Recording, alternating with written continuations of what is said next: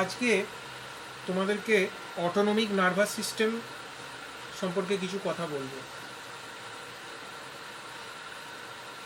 তোমরা এর আগে দেখেছো যে আমাদের নার্ভাস সিস্টেম 3 রকম ভাবে ভাগ করা যায়।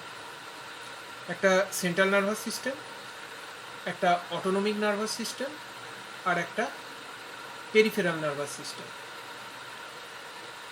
এই অটোনমিক নার্ভাস সিস্টেম কেন বলা হচ্ছে? অটোনমিক নার্ভাস সিস্টেম এই জন্য বলা হচ্ছে যে এ অটোমেটিক কাজ করে। যেমন ধরো আউট অফ ইয়োর কনসাসনেস কাজ করছে অটোনমিক নার্ভাস সিস্টেম। কীরকম ব্যাপারটা না, তোমার যদি জিভে হাত দেওয়া হয়, এটা সোমাটিক সেন্সেশন, সেন্সারি পাথওয়ে দিয়ে যাবে, সঙ্গে সঙ্গে তোমার কিন্তু স্যালাইভা সিক্রেশন শুরু হয়ে যাবে। This is autonomic. এই স্যালাইভা সিক্রেশনটার উপর তোমার কিন্তু কোনো কন্ট্রোল নেই, তুমি চাইলে কিন্তু একে বন্ধ করতে পারবে না। তো অটোনমিক নার্ভাস সিস্টেম হচ্ছে ইনভলেন্টারি নার্ভাস সিস্টেম, মানে অনৈচ্ছিক। যেমন আমাদের কার্ডিয়াক মাসেল, আমি চাইলেই তো কার্ডিয়াক মাসেলের কে আটকে দিতে পারবো না। কার্ডিয়াক যে রিদম, তাকে তো আমি কন্ট্রোল করতে পারবো না। তাহলে অটোনমিক নার্ভাস সিস্টেম হচ্ছে involuntary nervous system. Involuntary muscle আমাদের শরীরে যেগুলো আছে, কার্ডিয়াক মাসেল এবং গ্ল্যান্ডস, এদেরকে সাপ্লাই করে অটোনমিক নার্ভাস সিস্টেম। এবার অটোনমিক নার্ভাস সিস্টেম কিন্তু পেরিফেরাল নার্ভাস সিস্টেমের সঙ্গে রিলেটেড, কেউ কিন্তু কারুর থেকে বিচ্ছিন্ন নয়। Central nervous system, autonomic nervous system, peripheral nervous system, তিনজনই কিন্তু ইন্টার রিলেটেড। কিন্তু অটোনমিক নার্ভাস সিস্টেম ইন্ডিপেন্ডেন্টলি আমাদের আউট অফ কনসাসে ও কাজ করে।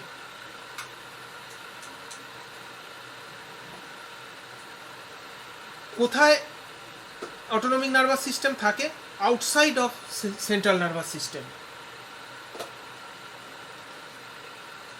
এবং এই সেন্ট্রাল নার্ভাস সিস্টেমেরও কিন্তু অটোনমিক নার্ভাস সিস্টেমের উপর প্রভাব আছে। এই যেটা বললাম, central nervous system, autonomic nervous system এবং পেরিফেরাল নার্ভাস সিস্টেম, সবার সঙ্গে সবার কিন্তু রিলেশন আছে, খালি খুব সূক্ষ্ম ফিচার্সের জন্য এরা আলাদা আলাদা ভাগ হয়ে গেছে।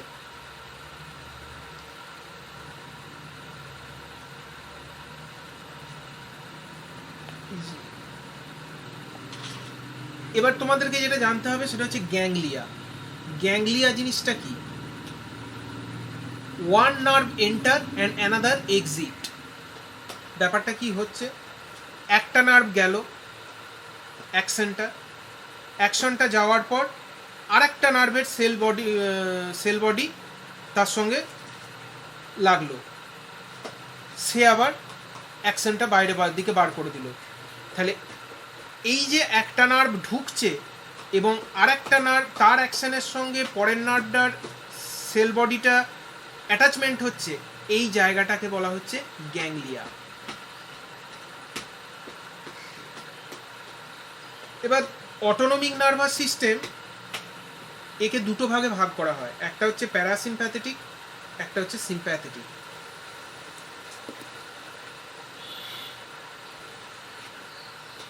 প্যারাসিম্প্যাথেটিক আর সিম্প্যাথেটিক জিনিস দুটো বোঝার সবচেয়ে ভালো উপায় হচ্ছে একটা উদাহরণ দিলে সেটা বুঝতে পারবে।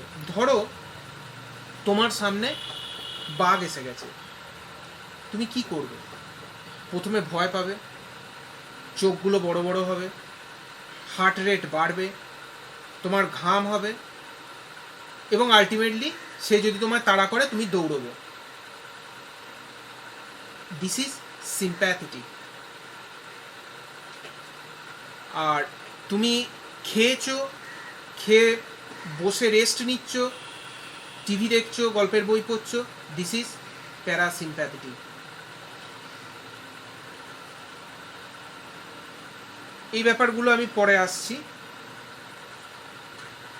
গ্যাংলিয়া জিনিসটা তোমাদেরকে বললাম যে একটা নার্ভ ঢুকবে আর একটা নার্ভ বেরোবে। এইবার সিএনএসে মানে সেন্ট্রাল নার্ভাস সিস্টেমে সেল বডিটা আছে, সেখান থেকে অ্যাকশন থ্রো করলো নার্ভ, পরের নার্ভের সেল বডি তাকে ক্যাচ করলো, এই জায়গাটাকে বলা হয় প্রি গ্যাংলিয়নিক।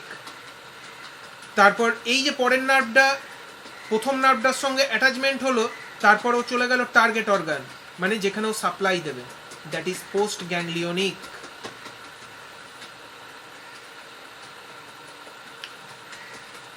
সিম্প্যাথেটিক গ্যাংলিয়ন 3 রকমের আছে, vertebral ganglion, prevertebral ganglion, terminal ganglion. Vertebral ganglion ভার্টিব্রার কাছে থাকে, প্রিভার্টিব্রাল গ্যাংলিয়ন মানেও যা, প্রি গ্যাংলিয়নিক মানেও তাই, টার্মিনাল মানে যা, পোস্ট গ্যাংলিয়নিক মানেও তাই। প্যারাসিম্প্যাথেটিক গ্যাংলিয়ন, ওটিক গ্যাংলিয়ন, একেও এর কতগুলো গ্যাংলিয়ন আছে, otic ganglion, ciliary ganglion, submandibular ganglion, sphenopalatine ganglion.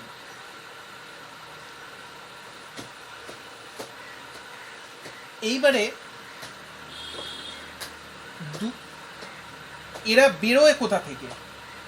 প্রথমে সিম্প্যাথেটিক, এসো, সিম্প্যাথেটিক কোথা থেকে বেরোয়?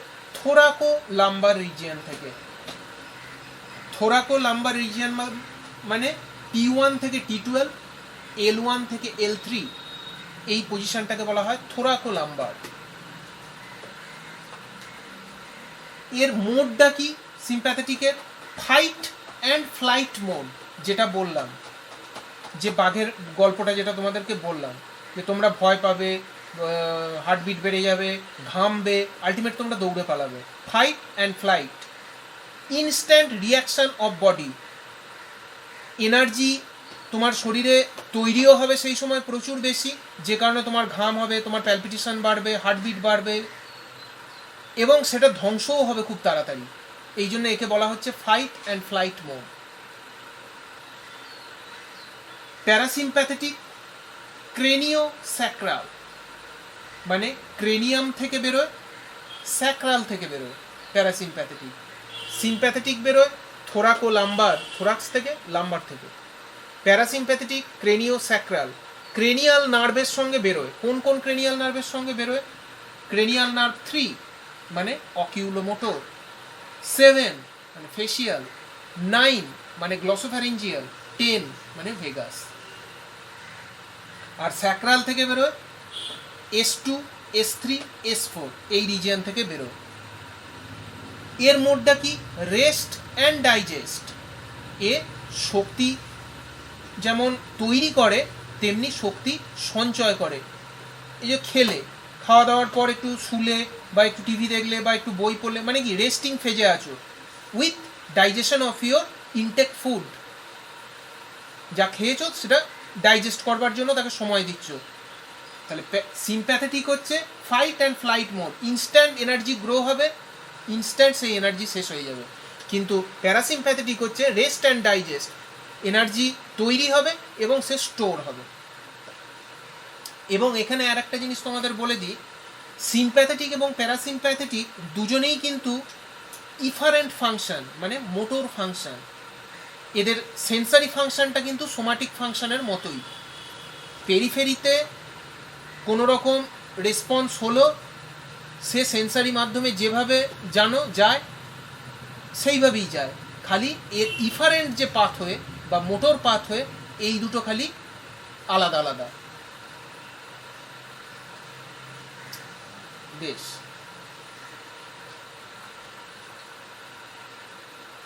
এবারে সিম্প্যাথেটিকে কোথা থেকে বেরোয় বললাম? থোরাকো লাম্বার।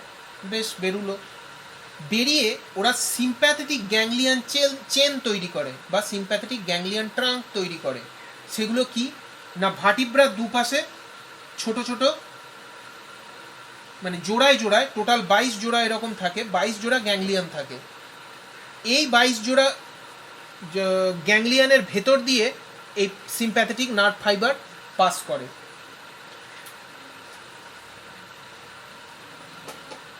পাস করে এই যে পাস করে, ধরো দুটো সার্ভাইকাল ভার্টিব্রা, এর মাঝে হর্ন রয়েছে, এই জিনিসটা, এই হর্নের ল্যাটারাল রুট থেকে সিম্প্যাথেটিক নার্ভ ফাইবার বেরোচ্ছে, বেরিয়ে এই সিম্প্যাথেটিক গ্যাংলিয়ন চেনের ভেতর দিয়ে সে যাবে, গিয়ে প্রি গ্যাংলিয়নিক, পোস্ট গ্যাংলিয়নিক হয়ে সে তার টার্গেট অর্গানে গিয়ে ঢুকবে। এই সিম্প্যাথেটিকের প্রি গ্যাংলিয়নিক যে নার্ভ ফাইবার, এটা সবসময় পোস্ট গ্যাংলিয়নিক নার্ভ ফাইবারের চেয়ে ছোট হয়, আর এই ডিস্ট্রিবিউট করে হোল বডিতে, সারা শরীরই ডিস্ট্রিবিউট করে।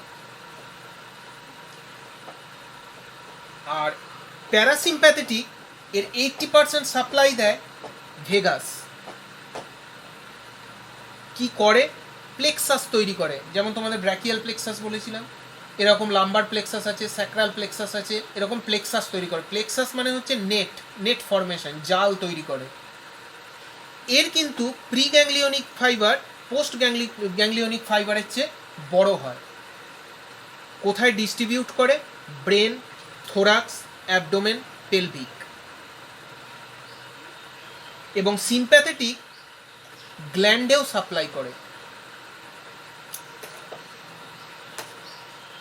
সিম্প্যাথেটিক নার্ভ ফাইবারের যেটা টেল এন্ড, সেই টেল এন্ড থেকে কিছু কেমিক্যাল সিক্রেশন হয়, যাদেরকে আমরা বলি সিম্প্যাথোমাইমেটিক এজেন্ট। তারা কারা? অ্যাড্রেনার্জিক, নর অ্যাড্রেনার্জিক। অ্যাড্রেনার্জিক মানে হচ্ছে অ্যাড্রিনালিন সিক্রেশন করে, নর অ্যাড্রিনালিন সিক্রেশন করে, নর অ্যাড্রেনার্জিক। এদের আরও দুটো নাম হয়, এপিনেফ্রিন, নর এপিনেফ্রিন। আর এই সিম্প্যাথেটিক নার্ভ ফাইবারের প্রি গ্যাংলিয়নিক যে নার্ভ ফাইবার, এর থেকে বেরোয় কোলিনার্জিক। কোলিনার্জিক মানে হচ্ছে অ্যাসিটাইল কোলিন সিক্রিয়েশন করে। আর পোস্ট গ্যাংলিয়নিক নার্ভ ফাইবার সিক্রিয়েশন করে অ্যাড্রিনার্জিক বা নর অ্যাড্রিনার্জিক সিম্প্যাথোমাইমেটিক এজেন্ট সিক্রিয়েশন করে। কিছু রিসেপ্টর থাকে, যেমন আলফা 1, আলফা 2, বিটা 1, বিটা 2, এরকম অনেক রিসেপ্টর থাকে, যে রিসেপ্টর টার্গেট অর্গানে থাকে। সিম্প্যাথেটিক নার্ভ ফাইবার অ্যাড্রিনালিন ছাড়লো, সেটা যে অর্গানের উপর ছাড়লো, সেই অর্গানে যে রিসেপ্টর রয়েছে, সেটা আলফা 1 হতে পারে, আলফা 2 হতে পারে, বিটা 1 হতে পারে, বিটা 2 হতে পারে। অর্গান ওয়াইজ এগুলো রিসেপ্টরগুলো আলাদা আলাদা হয়, তারা এটা ক্যাচ করে। আর প্যারাসিম্প্যাথেটিকে প্রি গ্যাংলিয়নিক এবং পোস্ট গ্যাংলিয়নিক দুজনেই অ্যাসিটাইল কোলিন সিক্রেশন করে।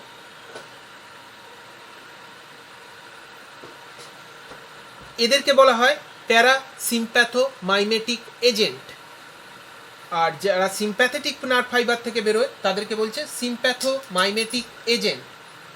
আর এদের অ্যান্টি যেগুলো, তাদেরকে বলা হয় সিম্প্যাথেটিকের ক্ষেত্রে বলা হয় সিম্প্যাথোলাইটিক, প্যারাসিম্প্যাথেটিকের ক্ষেত্রে বলা হয় প্যারাসিম্প্যাথোলাইটিক। যেমন ধরো, যদি আমাদের বিপি বেড়ে যায়, বিপি কে বাড়াচ্ছে? সিম্প্যাথেটিক। ইনস্ট্যান্ট বিপি বেড়ে গেছে, তাহলে বিপিটা কমাতে হবে। তখন এই বিপি কমা বাড়া করছে মানে ভেসেলসের উপর কাজ হচ্ছে, ব্লাড ভেসেলসের উপর। তাহলে যে সিম্প্যাথেটিক নার্ভ ফাইবার ব্লাড ভেসেলসে সাপ্লাই করেছে, সে অবশ্যই বেশি করে অ্যাড্রেনার্জিক সিক্রেশন করছে। এই অ্যাড্রেনার্জিক বলো বা নর অ্যাড্রেনার্জিক বলো, এর কিন্তু রিলেশনটা হচ্ছে অ্যাড্রেনাল গ্ল্যান্ডের সঙ্গে।